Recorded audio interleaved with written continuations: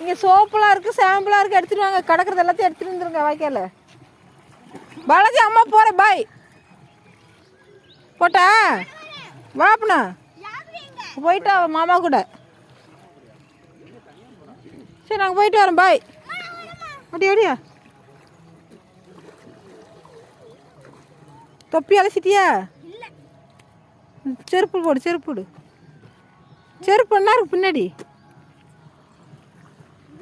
அம்மா போயிட்டு வரோம் வாங்க.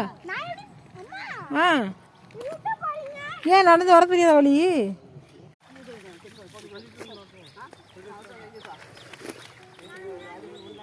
உதறிட்டு